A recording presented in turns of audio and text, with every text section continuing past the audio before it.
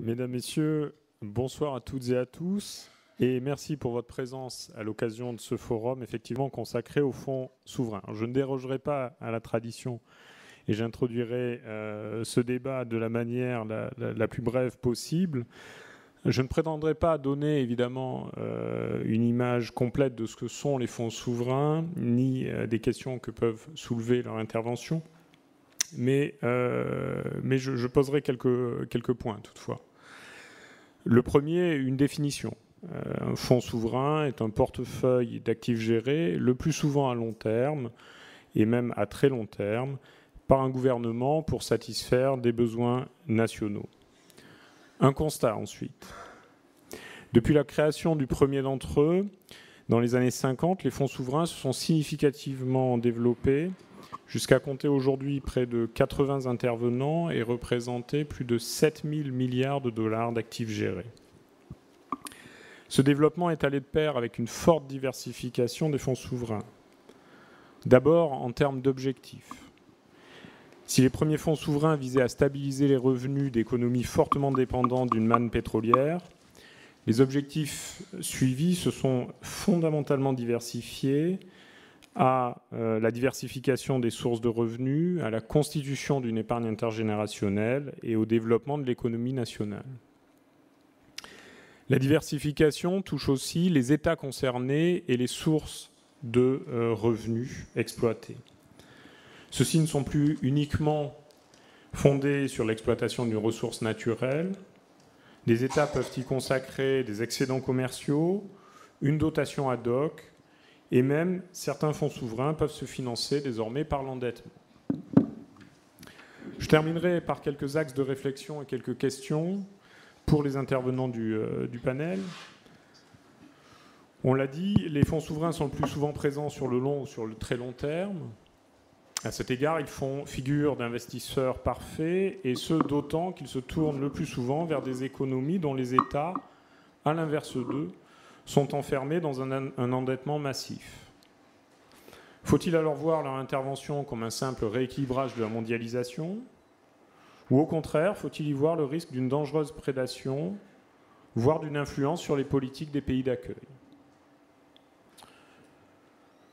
De fait, la méfiance vis-à-vis des fonds souverains a été souvent alimentée et longtemps alimentée par le peu d'informations disponibles quant à leurs objectifs, leurs investissements et leurs modalités de gestion. Conscients des limites induites par cette opacité, 26 pays dotés de fonds souverains ont élaboré à partir de 2008 un certain nombre de principes, les principes dits de Santiago, visant à promouvoir une plus grande transparence. Qu'en est-il aujourd'hui ? Ces principes ont-ils porté leurs fruits ? Faut-il voir à l'inverse dans le fait qu'il s'agisse non pas d'une régulation mais d'une autorégulation, la confirmation d'un pouvoir excessif ? Sur tous ces sujets, je suis certain que les intervenants de ce soir vont nous éclairer et je vous demande de leur faire le meilleur accueil. Merci Stéphane Giordano. Je vous présente donc une souverainiste d'un soir, si j'ose. Alors à mes côtés, Laurent Vigier, président de CDC International Capital. Et alors, allez-y, rajoutez vous-même votre deuxième titre et qualité, président d'Institutional Investment Roundtable. Président de l'Institutional Investors Roundtable, qui est un regroupement de 40 fonds souverains et fonds de pension. À ses côtés, Sylvie Maléco, présidente, elle, de Millennium Actuariat Conseil. Est-ce que Bretonne, c'est un titre honorifique ou est-ce que c'est un état de fait ? C'est un constat. Mais vous êtes également conseiller au commerce extérieur de la France et auteur d'une des contributions, comme Laurent Vigier, de la revue Banque que vous avez, qui accompagne ce débat.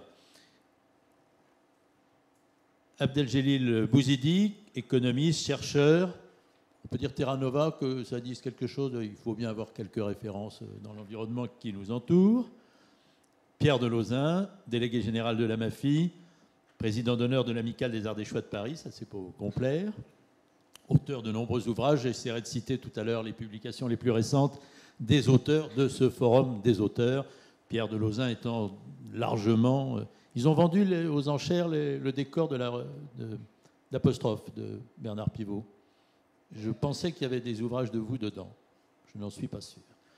Et enfin, à vos côtés, Alice de Bazin, de Amundi Investment Solutions. Alors, qu'est-ce que vous êtes, directrice générale, sous-directrice?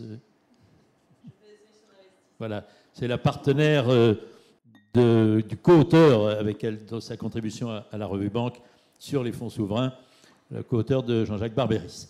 Voilà, je ne sais pas si on a le droit de poser des questions d'actualité. Est-ce que l'un d'entre vous a entendu pendant la campagne présidentielle, on en est à peine sorti, les mots de fonds souverains?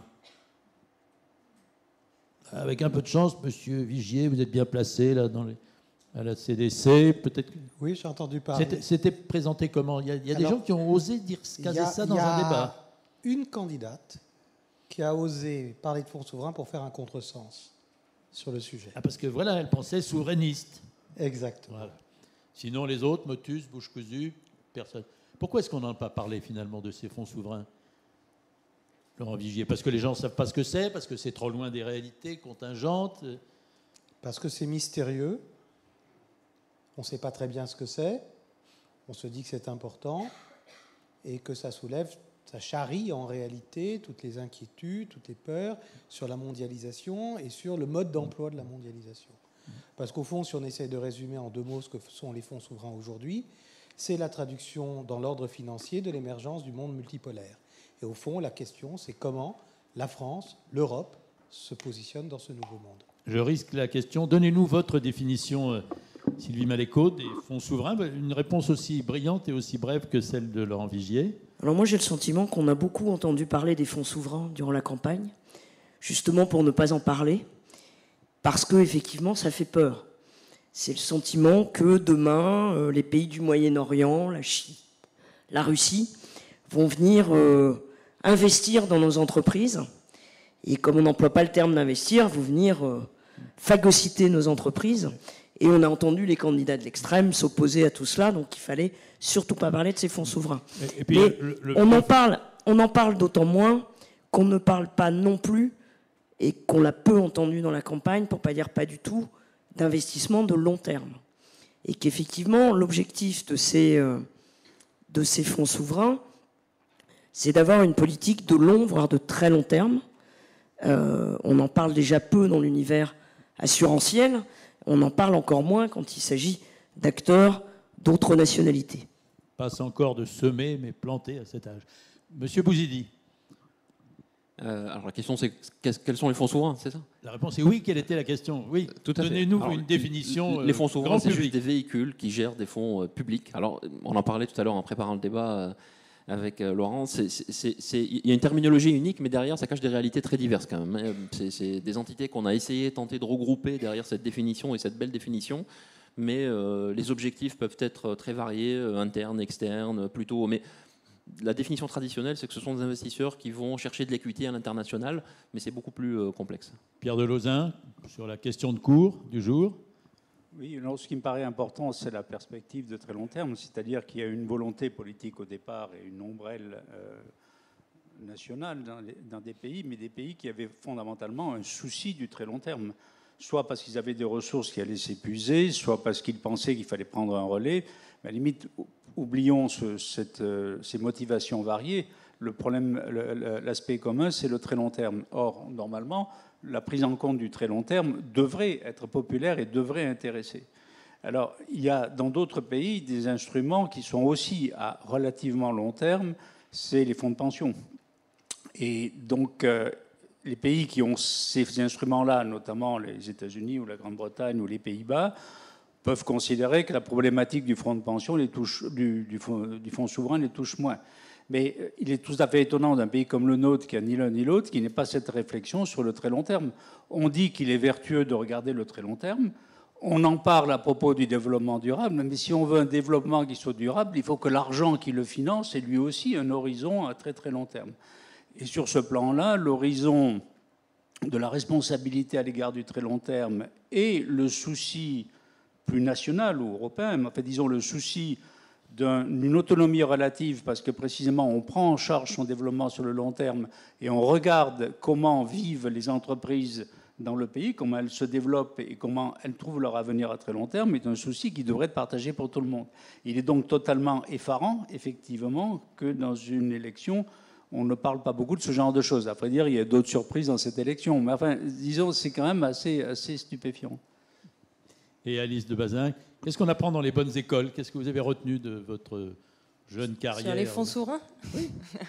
Non, je suis tout à fait d'accord sur la notion de très long terme. En revanche, petite notion supplémentaire et qui permet peut-être de différencier finalement fonds souverains et fonds de pension. Les fonds souverains sont peut-être les investisseurs les plus libres. Ils n'ont aucun passif. C'est-à-dire qu'à aucun moment ils vont devoir payer les retraites de leurs membres, à aucun moment, tel que les assurances, vont devoir payer les dommages d'une catastrophe naturelle. Les fonds souverains, c'est le transfert de richesse intergénérationnelle, faire profiter la richesse d'aujourd'hui aux générations de demain. Donc je ne trouve pas que ça fasse très peur comme notion, et je pense que de plus en plus on va pouvoir voir ce côté positif des fonds souverains. Oui, ce qui accompagne le côté critique, c'est des gens, je ne vais pas dire les rentiers viagers, mais que c'était une notion de non-prise de risque ou d'intervention plus géopolitique ou stratégique et de long terme. Tout à fait, oui. Il y avait au début un côté, bon, on va investir dans ce qui est facile, ce qui rapporte facilement et permet de générer les rendements futurs. Aujourd'hui, on a un contexte qui est particulier où trouver du rendement, plus seulement sur les marchés financiers dans des obligations américaines. Et on a des acteurs qui se veulent beaucoup plus sophistiqués, qui vont aller chercher aussi à financer les véritables besoins en investissement, soit en infrastructure, en actifs réels, sur les marchés privés. Donc on a des acteurs qui changent, qui évoluent. Et notre regard doit évoluer aussi avec ce changement. Rapidement, qui veut répondre répond. La dernière crise financière majeure, il y a quelques années, a-t-elle vraiment changé la donne, au point que la nature même des fonds souverains ait pu également changer? Alors allez-y, Madame Maléco, Monsieur Vigier. Bon, je crois qu'effectivement, les conséquences de la crise de 2008 et ses suites est absolument majeures sur l'environnement des fonds souverains. Je voudrais rappeler, parce qu'on a parlé effectivement de la diversité de ces acteurs, mais nous ne parlons pas simplement d'une catégorie stabilisée, nous parlons d'un mouvement, et au fond c'est un peu une cible mouvante, la question des fonds souverains. D'abord en termes de montant. Il y a une dizaine d'années, les fonds souverains représentaient à peu près 3 000 milliards de dollars d'actifs sous gestion. Aujourd'hui, les 54 premiers fonds souverains existants dans le monde représentent, c'était les derniers chiffres de l'International Sovereign Wealth Fund Institute, représentent 7 300 milliards de dollars d'actifs sous gestion, c'est-à-dire autant que les 300 premiers fonds de pension. Ça permet un peu de camper les grandes masses financières dont on parle, effectivement, avec cette absence de contraintes de passifs, avec néanmoins, juste un petit caveat, absence de contraintes de passifs, mais néanmoins quand même un détenteur d'actifs ultimes qui sont les États, et si ces États connaissent un trou d'air ou une difficulté, le fonds souverain peut être éventuellement appelé, et donc c'est un aléa qui peut exister. Deuxième point, c'est que quand on parle de fonds souverains, aujourd'hui, on a l'impression qu'on parle de quelque chose qu'on connaît. En réalité, c'est quelque chose qui a beaucoup évolué, qu'on ne connaissait pas très bien. Et je pense qu'aujourd'hui, c'est toujours difficile de les connaître parce qu'en réalité, ils changent en permanence. C'est un peu proté du point de vue financier. Le concept de fonds souverain lui-même apparaît pour la première fois dans la littérature économique en 2005. C'est un économiste britannique qui s'appelle Andrew Rosanoff qui parle de fonds souverains. Il va regrouper sous cette catégorie des fonds qui avaient été créés dans d'anciennes colonies britanniques, un peu comme réserve de précaution, c'est-à-dire Koweït, Abu Dhabi en 1976, Koweït en 1953, les fonds de Singapour, et une génération de véhicules qui avaient été créés après la crise asiatique de 1998 et au cours des années 2000 avec une accélération après la crise de 2008. Il y a eu des phases successives d'appréciation des fonds souverains. La première phase, quand le sujet émerge après 2005, c'est au G8 d'Heiligendamm en 2007. Il y a eu des interrogations autour de la prise de contrôle de ports américains par Dubaï. Le Sénat, c'est dans la suite du 11 septembre, le Sénat américain s'est inquiété, il y a eu une règle qui a été passée, et à ce moment-là, on a une approche en disant on demande des exigences de transparence, de bonne gouvernance, et on arrive au principe de Santiago. Mais les principes de Santiago sont proclamés en octobre 2008. Moi, j'étais dans la salle où ça a été proclamé. Dans la revue banque de cette édition, vous avez les principes de Santiago qui sont rappelés sur une belle pleine page. Il y en a 24, je crois. Absolument. Voilà. Ça fait un peu catalogue de vœux pieux, mais il n'y a rien de mal dedans. Enfin, mais ces principes de Santiago sont proclamés à un moment donné où les fonds souverains rentrent un peu comme investisseurs de dernier ressort d'un système financier qui s'effondre. Et à ce moment-là, on va vivre une période qui va durer quelques années, en gros, je dirais jusqu'à 2014, entre 2008 et 2014, on va dire les fonds souverains sont des fonds de pension comme les autres. Et donc des investisseurs sûrs, banalisés, etc.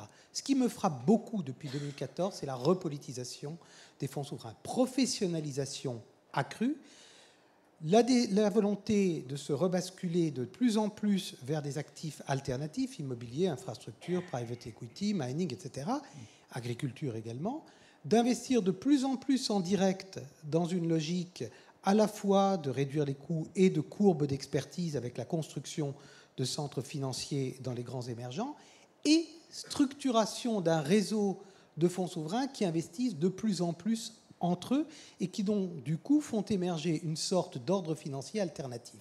Sylvie Maléco avec le micro. Le point de départ, c'est quand même il faut la mamelle. La mamelle, ça sera le pétrole pour la quasi-totalité. Le point de départ, c'était ça. C'était des pays qui étaient mono-ressources, principalement au Moyen-Orient, la ressource étant le pétrole, qui ont cherché des sources de rendement alternatifs.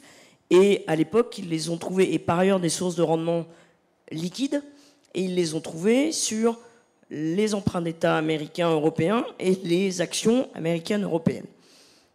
Et c'était une façon pour eux aussi de rentrer dans le marché des grands et des pays développés. Ce qu'a changé la crise de 2008, c'est que d'une part, il y a eu un effondrement de la richesse de ces pays développés, qui avaient pourtant toujours des besoins d'infrastructures et autres, des besoins d'accès aux capitaux. Donc ils ont ouvert leurs accès aux capitaux.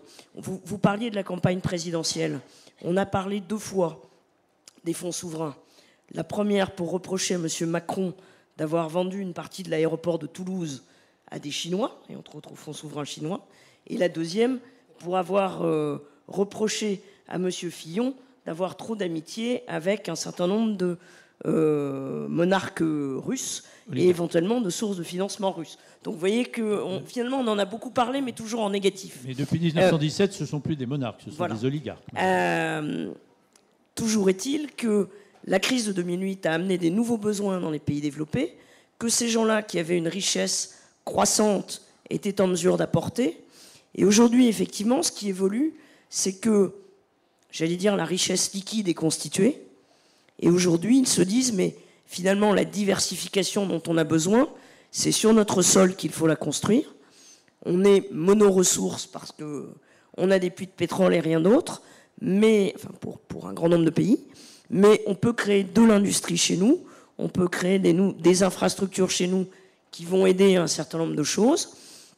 Et c'est vrai aussi que toute la réflexion, je pense que mon voisin en parlera beaucoup mieux que moi, sur la finance verte et la finance responsable, viennent interférer dans cela.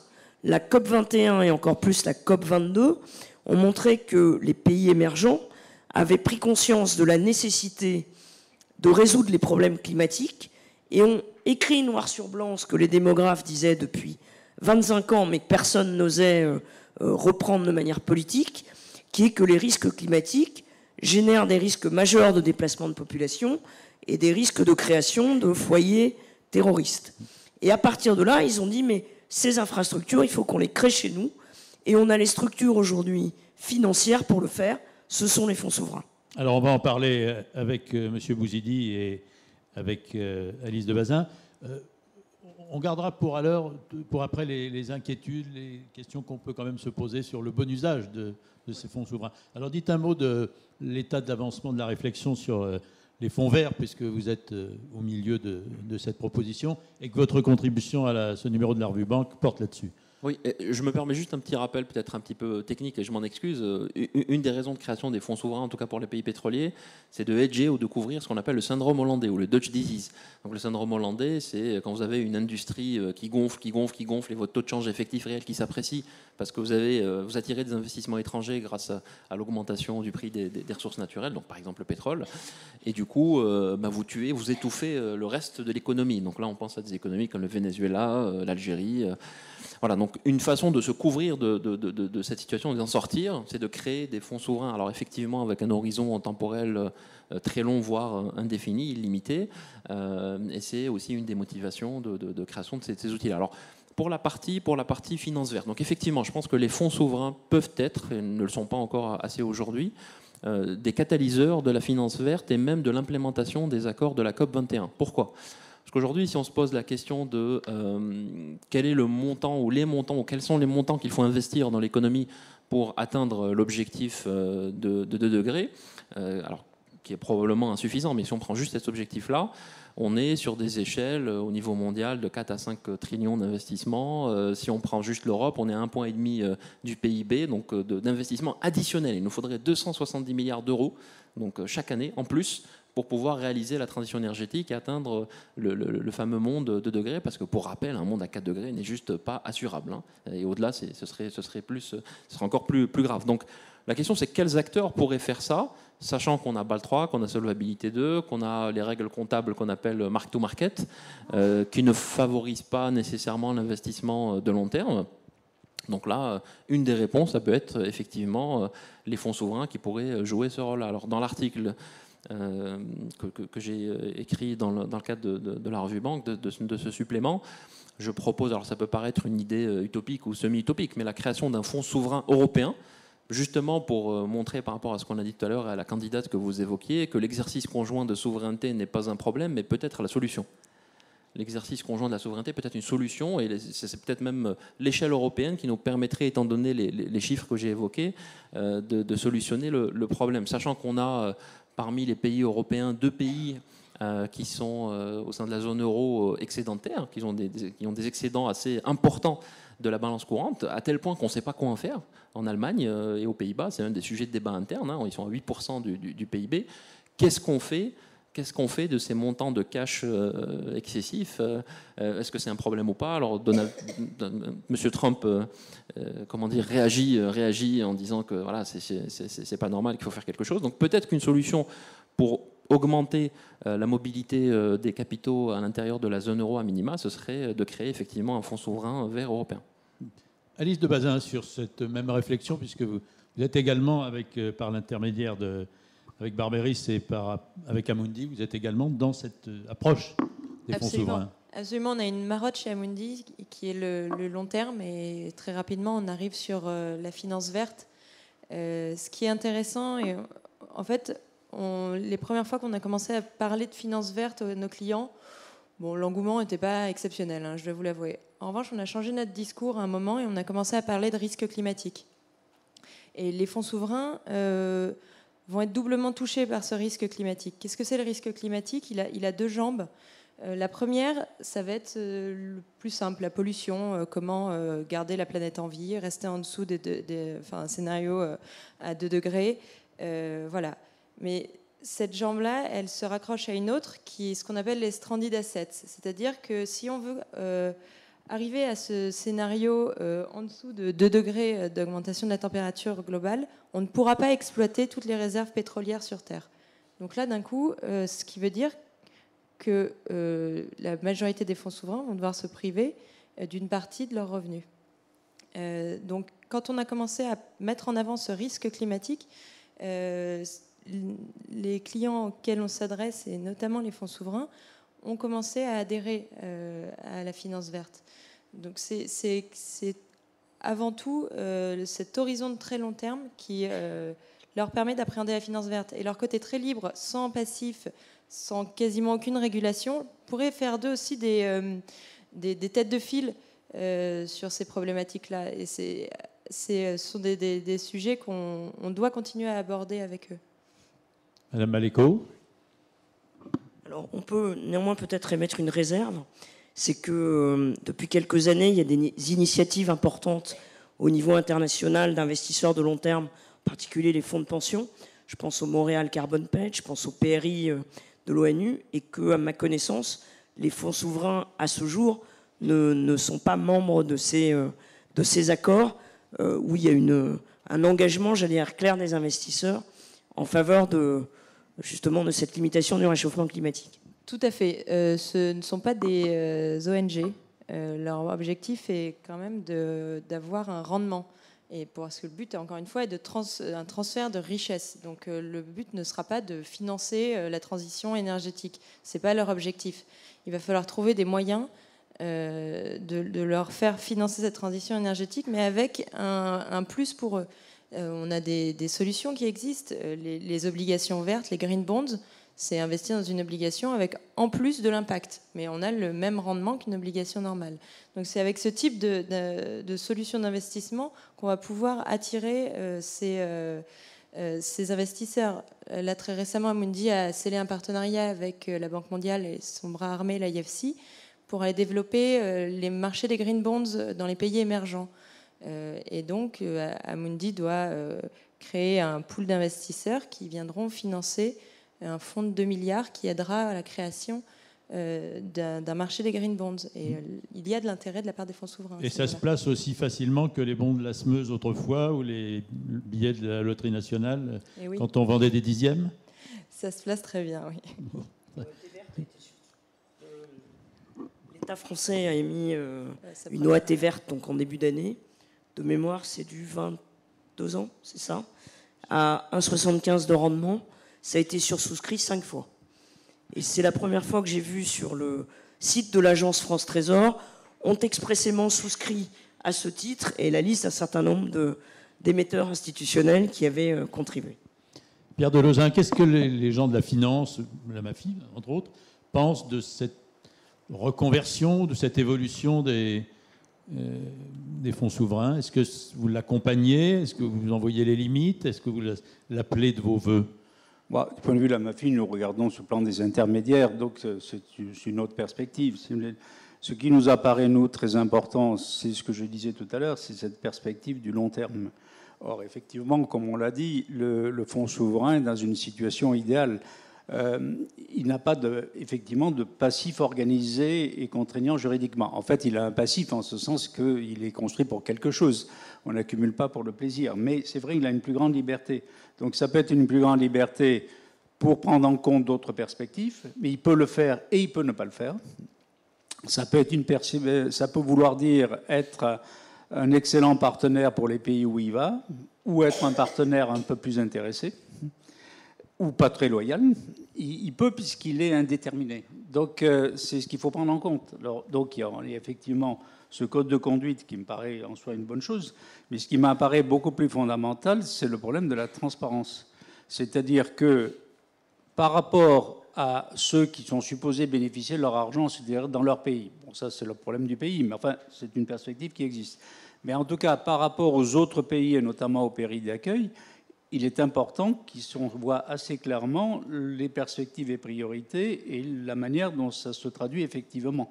Parce que quand on en arrive au niveau des sommes dont on a parlé, on est devant un très grand acteur mondial et un acteur mondial qui affirme clairement qu'il n'est pas complètement neutre. C'est pas comme quelqu'un dans son coin qui gère une compagnie d'assurance et il a des engagements et tout le monde voit qu'il a des engagements. Donc tout le monde peut mesurer qu'est-ce que ça veut dire. C'est pas du tout la même chose dans ce cas-là. Donc c'est pas pour suspecter, mais c'est pour dire qu'il y a forcément une interrogation, c'est-à-dire dans le village mondial extraordinairement bariolé, là vous êtes un peu curieux, mais alors vous êtes complètement dissimulé, on ne sait pas ce que vous faites. Donc s'il vous plaît, soyez plus clair et transparent. Je pense que c'est un besoin extérieur. Et on parle souvent dans d'autres domaines de la compétition des États qui, par exemple, sur le plan fiscal, peut aboutir au moins 10 ans régulièrement. Il peut y avoir aussi un effet de moins 10 ans à ce degré-là, c'est-à-dire des États qui ne demandent pas assez, non pas nécessairement en termes très intéressés, comme par exemple le fait M. Trump, mais tout simplement en termes de transparence et de clarté. Sachant que la dépendance est dans les deux sens, parce que si quelqu'un investit chez vous et s'il n'a pas le muscle, par exemple, de la République populaire de Chine, il prend un risque en mettant de l'argent chez vous. Parce que les gens qui ont acheté l'aéroport à Toulouse, l'aéroport, il reste à Toulouse. Ils ne vont pas le faire sortir de Toulouse. Donc, ils sont à la merci de la situation socio-économico, voire politique française. Donc, il y a une dépendance réciproque. Donc, une dépendance réciproque, c'est une bonne base pour créer un accord mutuellement profitable, encore faut-il que ça soit transparent et clair. Et ce sera encore plus vrai au fur et à mesure que leur rôle augmentera. On a vu apparaître le mot d'éthique en ce qui concerne les fonds souverains. Oui, alors là, je veux dire, pour eux, le fait de choisir une forme éthique d'investissement, c'est leur responsabilité. Il est clair qu'on ne peut que les encourager comme on encourage tout le monde.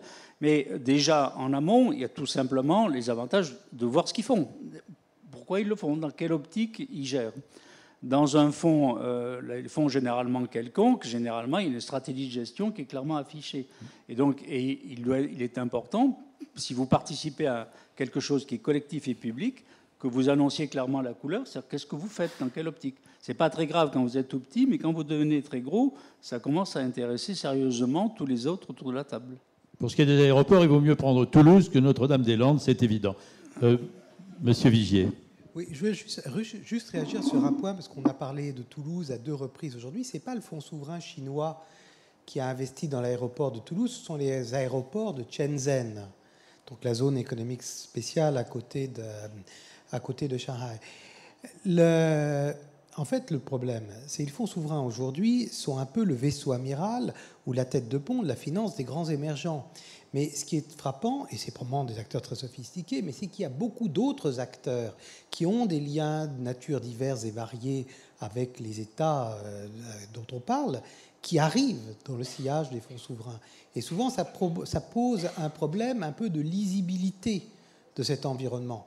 Vous pouvez parfaitement avoir un acteur qui est une state-owned enterprise en Chine, qui est adossé à un monopole provincial et qui a constitué d'énormes réserves et qui va émerger brutalement sur le marché mondial en procédant à des rachats. Ce ne sera pas un fonds souverain, ça sera une entreprise d'État. Et ça crée une sorte de brouillage dans la lisibilité du système. Puis il y a le fantasme, on dit que la Chine, quand la Chine s'éveillera, elle rachètera le CAC 40 en 48 heures ou une demi-journée. Ça relève du fantasme ou on peut imaginer ça dans Elle en a les moyens. Quand on regarde les investissements qui ont été faits ces dernières années dans les ports, par exemple, on se rend compte qu'ils ont quasiment reconstitué la route de la soie. C'est-à-dire qu'ils ont investi très fortement à Abu Dhabi. Le port du Pirée leur appartient. Alors, je ne sais pas si c'est le fonds souverain ou si c'est des capitaux privés, mais à quasi 50%. Et en fait, c'est une reconstitution de la route historique de la soie. Ça veut dire que leurs investissements, ils sont calculés. L'idée, c'est effectivement d'avoir... l'aéroport de Toulouse dont on parlait, l'idée, c'est d'avoir les zones de fret pour la réception de ce qu'on envoie de Chine. La route de la soie, c'est la même chose. C'est d'avoir des ports pour ces bateaux. C'est pas juste un coup de cœur, c'est pas du love money. Hein, il faut qu'il y ait une rentabilité et il y a un intérêt. Et c'est là peut-être qu'est la limite, c'est que d'abord il y a des capitaux énormes, donc on se rend compte effectivement, même si c'est un fantasme pratique, que d'un point de vue théorique, oui, ils ont l'argent, les Chinois, pour acheter le CAC 40 et le DAX 30 en 48 heures. Donc ça met en valeur des sommes colossales.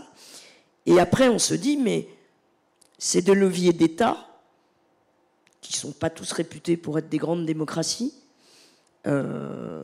qui sont parfois loin, on va dire, de nos valeurs occidentales, qu'on leur reproche ou pas. Donc c'est pas totalement transparent. Et effectivement, l'angoisse, c'est est-ce qu'ils ne viennent pas racheter nos entreprises?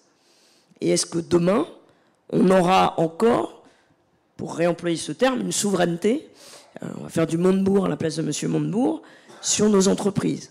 On préfère aujourd'hui, sur la plupart des grandes entreprises européennes, voir des actionnaires de référence européens, voir un groupe d'assurance allemand ou italien au capital d'une valeur du CAC 40, ça ne gêne absolument personne, que de voir un acteur de référence qui est chinois, saoudien ou autre chose. Et avec effectivement l'autre question éthique que ça pose sur des industries qu'on peut qualifier de stratégiques. On pense aux industries d'armement, évidemment, là où ces pays-là sont très souvent de très importants clients. Donc à la limite, c'est un peu dans les deux sens. Et on a vu par exemple en Allemagne un blocage extrêmement fort ces derniers mois à l'encontre des Chinois qui venaient massivement racheter des entreprises, entre autres, qui faisaient des ampoules électriques LED, basse consommation, etc. C'est un savoir-faire allemand très important, et où les Allemands ont dit « Oh là, on veut garder notre légitimité allemande sur ce secteur d'activité. Ils viennent aussi en France. En ce qui concerne le miel, puisque vous faisiez allusion à M. Montebourg, qui se reconvertit dans l'apiculture, les Chinois sont un pays très très important en termes de production de miel. Je ne sais pas si en matière de fonds souverains, ça peut les intéresser, mais peut-être que la France peut les intéresser. Est-ce qu'il y a des risques finalement ? Est-ce que le fonds souverain, c'est une espèce de cheval de Troie qui pourrait faire rentrer dans notre douce France quand c'est chez Hachette Lagardère, tout le monde trouve ça très bien. Je pense, comme le disait Laurent, que les fonds souverains sont beaucoup moins visibles sur ces achats entre guillemets de prédation. C'est souvent des entreprises publiques. À ma connaissance, il y a très peu de cas, y compris aux États-Unis, qui monitorent plutôt pas mal avec une commission les investissements, par exemple chinois aux États-Unis. Il y a très peu de cas, voire pas du tout, où c'est des fonds souverains voilà, qui vont acheter une entreprise dans l'agroalimentaire ou sur des infrastructures stratégiques comme des ports. Donc, je pense qu'il faut se positionner aussi du point de vue du patron d'une entreprise du CAC 40, à supposer que cette entreprise ne soit pas dite stratégique. Si vous avez un investisseur et si vous partez du paradigme que la structure actionnariale en termes de patience, d'impatience, d'engagement ou désengagement de votre actionnaire va déterminer la conduite du patron de cette entreprise et donc la performance de l'entreprise et du secteur, ça peut être intéressant d'avoir un investisseur entre guillemets engagé qui ne va pas avoir plus de 5% du capital. De toute façon, vu ces échelles, même à 3%, vous pouvez être majoritaire. Et en même temps, qui peut vous ouvrir des marchés quand vous travaillez avec l'Arabie Saoudite, avec le Qatar, avec les Émirats Arabes Unis. Donc il faut le voir aussi comme, moi je pense qu'un patron du CAC 40 serait ravi au contraire d'avoir un fonds souverain à son capital, tant qu'il ne l'embête pas trop et qu'il ne demande pas plus qu'un siège au conseil d'administration. Et il y a même une compétition en termes d'attractivité au niveau des grandes entreprises mondiales pour attirer ces investisseurs-là, y compris si on prend le cas français, hein, avec le Brexit et Paris Europlace. Je pense qu'il y a une réflexion au sein d'Europlace sur l'attraction des grands fonds souverains au niveau de la place financière parisienne. Alice de Bazin. Oui, tout à fait d'accord. En fait, c'est le retournement de la situation. On avait peur et maintenant on les attire. On regarde les papiers académiques qui datent des années 2000-2010, étaient sur cette crainte, cette économie politique. Qu'est-ce qu'on va faire ? Vont-ils prendre la possession de nos entreprises nationales ? Aujourd'hui, on est sur des papiers qui montrent que les pays attirent les autres fonds souverains. Et je laisserai Laurent Vigier développer ce point, mais nous avons aussi des bras d'investissement de l'État qui ont pour rôle d'attirer d'autres fonds souverains afin d'investir dans des entreprises françaises. On a une véritable volonté d'attirer ce capital patient au sein de nos entreprises, parce que ces fonds souverains, c'est aussi une opportunité pour un développement local. C'est ce qu'on a vu en Arabie Saoudite récemment avec le plan de développement 2030 lancé par Mohammed bin Salman, qui va se servir du Public Investment Fund qui obtiendra en fait les recettes de la vente de Saudi Aramco pour lancer son plan de développement. Et c'est un plan de développement économique et social. Donc on a ces fonds souverains qui sont en train de changer aussi de positionnement. Pierre de Lauzun, c'est vous qui avez prononcé tout à l'heure le mot de prédateur. C'est une notion qu'il faut intégrer à la réflexion sur les fonds souverains ? Je crois qu'il faut intégrer la notion d'investissement en général. Parce qu'effectivement, on disait tout à l'heure, les gens sont inquiets parce qu'ils voient un fonds souverain prendre une part un peu jugée excessive dans quelque chose de significatif. Mais c'est vrai de toute prise de participation.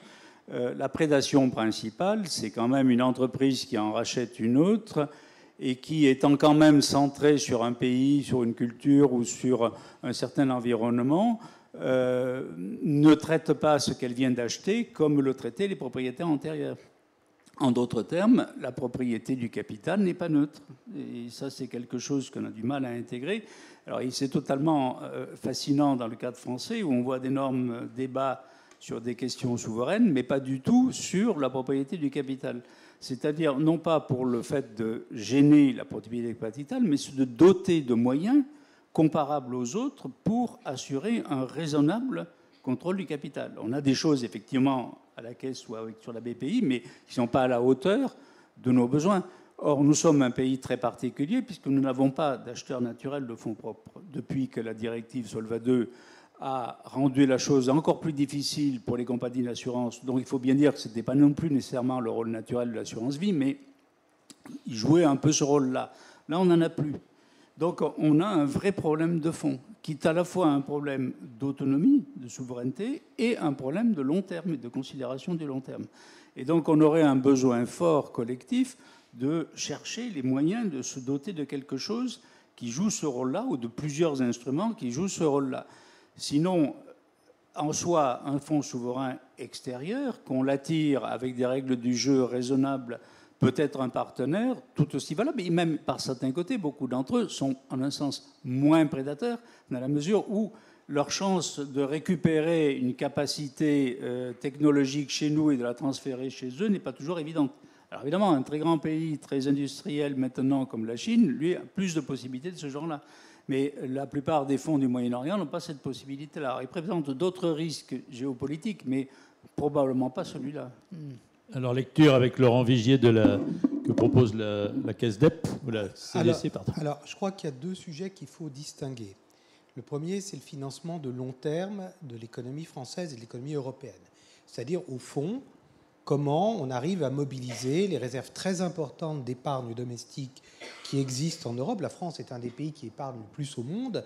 Et comment, notamment en jouant sur la réglementation, BAL, Solvency, comment est-ce qu'on arrive à réorienter une partie de cette épargne française et européenne vers l'industrie, l'investissement productif, les infrastructures, avec à la fois ces règles-là, et puis aussi la formalisation de projets qui puissent absorber ce type d'investissement.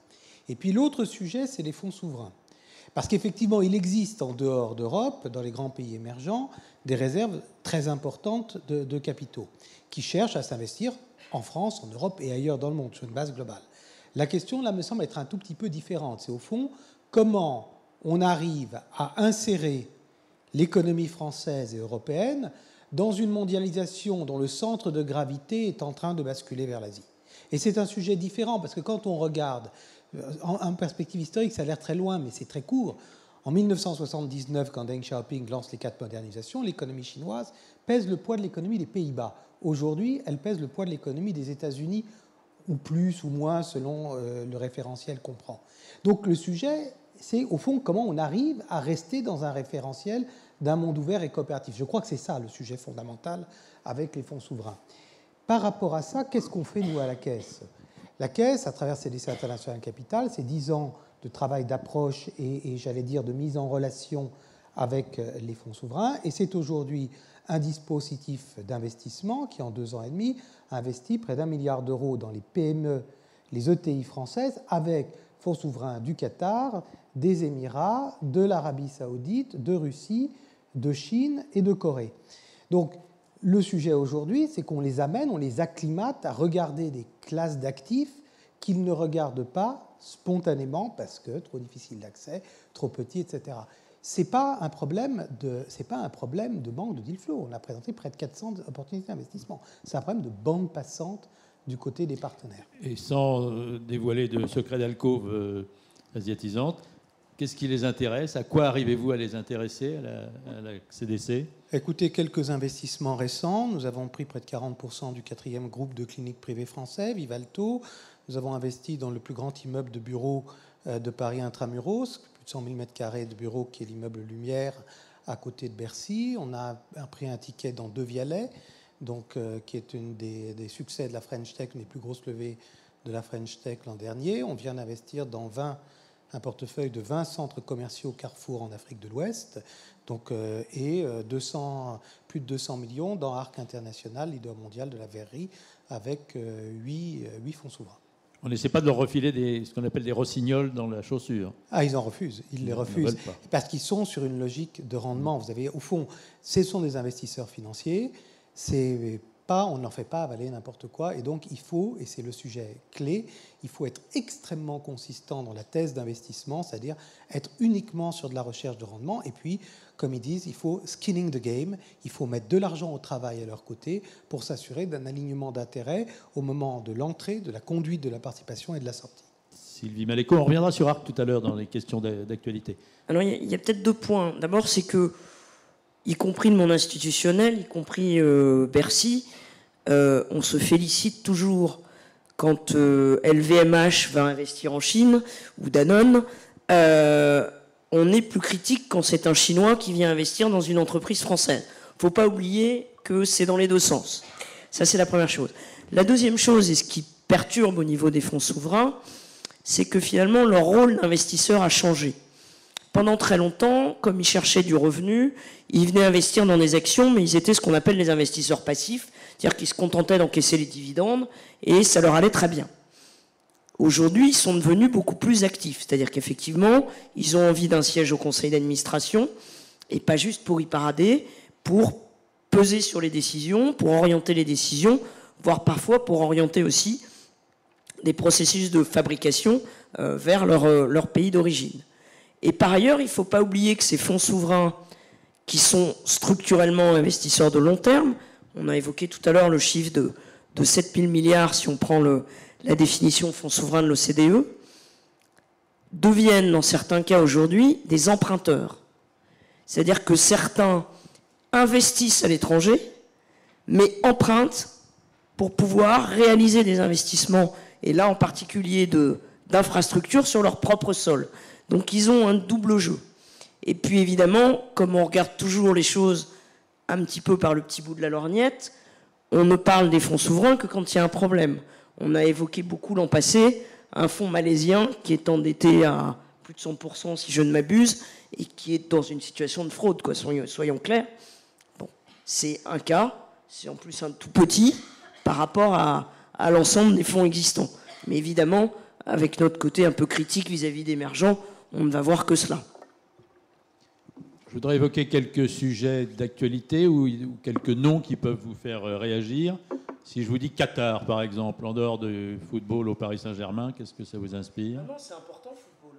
Madame Maléco, je sens confusément que vous avez des compétences. Football, c'est important parce qu'en fait, pas pour le foot, le club, il s'en fiche, mais c'est que l'émir du Qatar, à chaque fois qu'il parle du PSG, sur la photo derrière, il y a la Tour Eiffel. Oui.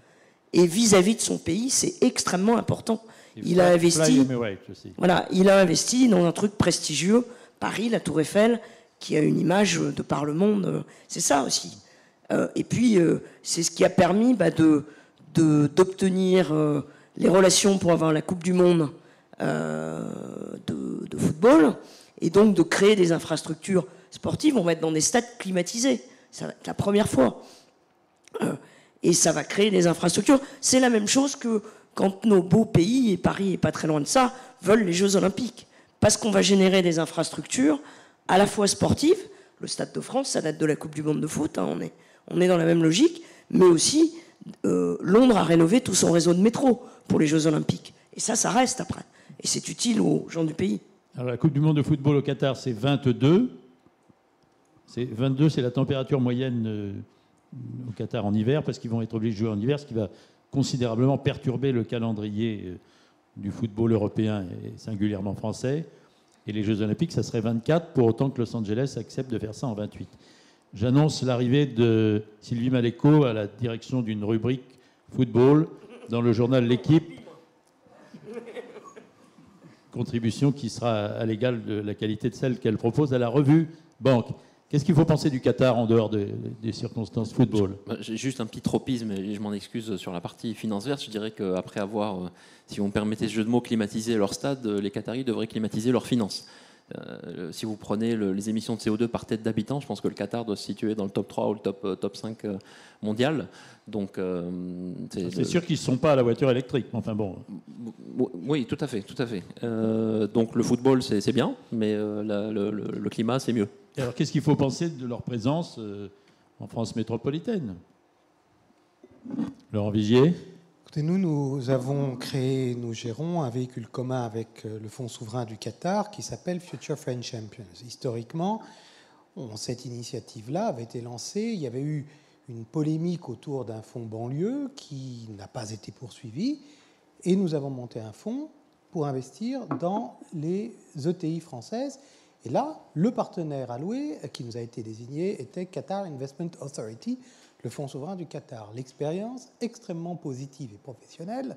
Si je vous dis simplement la liste des entreprises dans lesquelles on a investi avec eux, Mériguet, qui est leader de la rénovation de très haute gamme de bâtiments historiques, In Vivo Nutrition Santé Animale, société qui est une filiale de la première coopérative française qui fait de la nutrition animale. SGI Africa, 20 centres commerciaux Carrefour en Afrique de l'Ouest.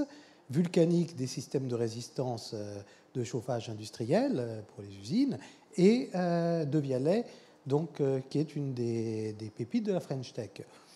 On a eu à chaque fois des investisseurs extrêmement professionnels qui ne portaient aucune ambition au-delà du rendement dans le choix de ces transactions. Donc moi j'ai envie de dire, c'est un investisseur qui existe, qui est un grand investisseur. Il y a aujourd'hui des troubles dans la région. Je pense que nous avons tous intérêt à ce que ces troubles trouvent une solution rapide et négociée. Et je comprends que beaucoup de pays responsables, dont la France, y emploient. Il y a des gens qui s'interrogent quand même sur ce qui peut avancer. Bon, les fonds souverains, apparemment, ça se passe bien, mais il n'y a peut-être pas que ça. Il y a derrière des idéologies. Pierre Delozin ? Il faut regarder l'ensemble des relations. Dans ces relations-là, la partie la plus inquiétante, et notamment financièrement, n'est probablement pas le fonds souverain. Il est clair que le financement des imams, pour être complètement clair, est quelque chose d'autrement plus important et je dirais même presque plus stratégique pour nous qu'une question de club de football. Donc c'est sur des sujets sur lesquels il faut prendre les relations dans leur ensemble, ce qui est complètement légitime puisqu'on a affaire à un pays qui détient un fonds souverain, ce qui complètement ne pose pas de problème en soi. La question, c'est de regarder évidemment l'ensemble des relations. Donc demander la transparence pour le fonds. Mais là, dans ces pays-là, je ne pense pas que ce soit le problème numéro un. Encore une fois, le degré de pillage qu'ils peuvent opérer est limité. Alors, ils pourraient, évidemment, dans certaines hypothèses, peser trop sur le conseil d'administration, orienter dans un sens, mais à la limite, on pourrait le dire de beaucoup de gens. Vous pouvez avoir un investisseur purement financier qui oriente vos entreprises dans le mauvais sens, qui n'est pas du tout un fonds souverain. C'est un problème distinct. En revanche, quand vous avez beaucoup de relations, il est important de vérifier en permanence ce que font les gens chez vous, et puis quel est le véritable rapport de force pour ne pas trouver à un moment donné coincé. Mais ça dépasse de beaucoup la question de fonds souverains. Curiosité complémentaire, mais qui ne vaut que pour Pierre Delozin. Vous avez nourri toute une réflexion sur l'importance de la finance, de l'argent dans le monde chrétien. Est-ce qu'il faut avoir une lecture ? Quelle est la lecture que propose l'islam de l'argent, en dehors de l'aumône qu'on doit faire pendant le ramadan ? Je ne sais pas si je suis le plus qualifié pour parler de la perspective de l'islam, mais si vous voulez, l'islam le monde islamique est un monde dans lequel tout le commerce a toujours été important et honoré. Donc il n'y a pas de problème de place du commerce, et donc derrière le commerce des mouvements d'argent. Il y a toute la question liée à la finance islamique, mais la finance islamique ne remet pas en question l'existence d'une finance, c'est-à-dire de l'argent qui est investi. J'ajoute d'ailleurs qu'aucune religion, à ma connaissance, sur la planète ne pose le moindre problème sur un investissement en actions. Le problème a toujours été sur le crédit et sur l'intérêt, et non sans motif, parce que l'investissement en actions, on retrouve notre problème, c'est le seul investissement dans lequel, d'une manière ou d'une autre, vous êtes complètement solidaire de l'entreprise. Si l'entreprise marche mal, vous n'avez plus de dividendes, et si elle ne marche plus du tout, vous n'avez plus rien. Si vous investissez dans un produit de taux, vous avez une créance et donc vous pouvez aller au tribunal réclamer votre argent, même si l'entreprise ne va pas bien. Vous ne perdez tout que si elle est complètement liquidée. Donc ce n'est pas le même positionnement. Mais ce que l'on veut voir, c'est que cette réflexion-là retrouve notre réflexion de tout à l'heure. L'investissement en action, c'est le seul investissement, un, solidaire, deux, d'avenir très lointain, trois, qui oriente vraiment les choses dans un sens que vous estimez plutôt meilleur qu'un autre sens. Alice de Bazin, vous voulez ajouter quelque chose ? Non ? Alors, Madame Maléco. Peut-être dire qu'au contraire, justement, la finance islamique peut nous aider. On parlait des green bonds tout à l'heure qui ont vocation à financer des projets de transition énergétique. Le rejet je ne suis pas spécialiste de la finance islamique, mais le rejet justement de l'intérêt sur de la nature obligataire de titres du monde islamique fait qu'on a créé des produits qui s'appellent les soukouk, qui sont en fait des produits d'investissement, on va dire, vous m'excuserez de cette simplification de nature obligataire, mais pour financer des projets. L'État du Sénégal en a lancé un l'année dernière pour financer l'extension de l'aéroport de Dakar. Et donc, ça veut dire que la culture islamique a l'habitude du financement de projets et du financement de projets longs. Donc aujourd'hui, dans l'évolution des fonds souverains vers effectivement des financements d'infrastructures internationales ou sur leur sol, c'est une culture qu'ils ont déjà. Et dans Monsieur l'ouverture vers les green bonds, je pense que c'est important. Je voudrais juste Abdeljalil Bouzidi. Oui, je voudrais juste revenir sur, si je puis me permettre, le concept qui pour moi détermine tout, on en a parlé, hein, cette histoire de long terme et de perspective temporelle.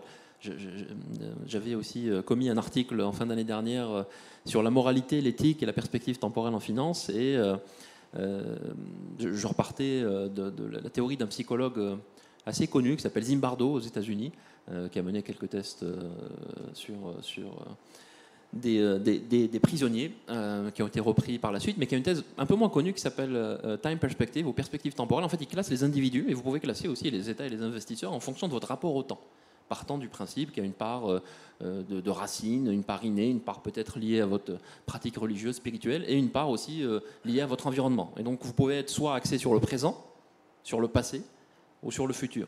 Et ce qui est intéressant, c'est que les études ont démontré que les personnes, alors désolé d'utiliser ce terme technique aussi, mais ce qu'on appelle les market risk takers, donc par exemple les traders ou les membres du comité exécutif avec de fortes responsabilités au niveau des banques, qui sont trop axés sur le présent, ont beaucoup plus de probabilité de commettre des violations éthiques.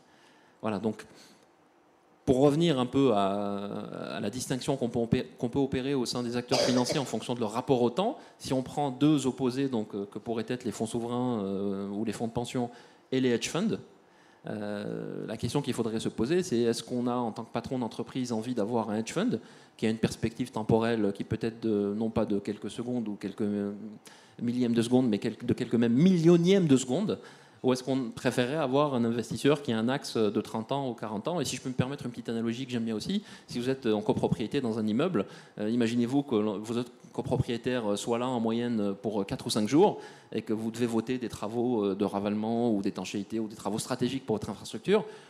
S'ils sont là pour 4 ou 5 jours, ils vont probablement les rejeter.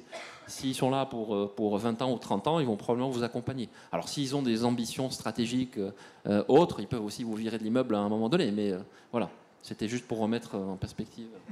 Je me dois de citer les auteurs ici présents dans leurs œuvres.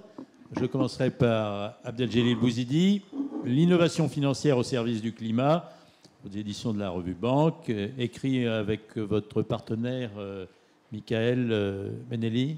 Voilà. Ensuite, Sylvie Maléco, Les marchés obligataires à la recherche des nouvelles frontières du risque, préface de Jacques Delarosière, qui était ici présent à notre dernier forum. Et alors, plus amusant, postface d'Éric Orsena. Expliquez-nous comment Éric Orsena, un penseur multipolaire éminent... alors déjà, c'est un économiste à la base. Qu'est-ce qu'il vient faire là-dedans? Alors, c'est un économiste à la base. Il est membre du Cercle des économistes. Il travaille beaucoup, d'ailleurs, je pense que vous le côtoyez régulièrement, sur l'économie liée au climat. Il a écrit plusieurs ouvrages sur l'eau, etc. Et effectivement, il apportait une vision un petit peu, peut-être philosophique, littéraire, par rapport à un marché obligataire qui est quand même très mathématique et un petit peu abscon. Et donc, je trouvais très sympathique de lui demander de faire la conclusion. D'accord, mais on sent qu'il en avait bouffé du marché obligataire quand il était petit. Il m'a dit d'ailleurs, en faisant la postface, que son premier ouvrage avait été sur les marchés de taux, quand il était tout jeune. Voilà. Je citerai aussi... Il n'a pas eu le concours avec ça. Mais... Je citerai aussi le guide de survie dans un monde instable, hétérogène et non régulé, de notre ami Pierre Delozin, aux éditions Terre Marée. Qu'est-ce que vous avez écrit d'autre récemment, Pierre Delozin? J'ai peur d'en oublier un. Euro vers la fin de la monnaie unique? Point d'interrogation. Voilà. Et je citerai pour mémoire Philippe Tiby, qui n'est pas là ce soir. Plus de marché pour plus d'État, avec un point d'exclamation, parce que c'est le Grand Prix Turgot de la catégorie du meilleur livre d'économie financière aux éditions de la revue Banque et de Erol. Merci à tous et à chacun d'avoir suivi ce forum des auteurs de la revue Banque. Merci à vous, Sylvie Maléco. Merci à Laurence de Bazin. Merci à Pierre Delozin. Merci à Laurence de Bazin.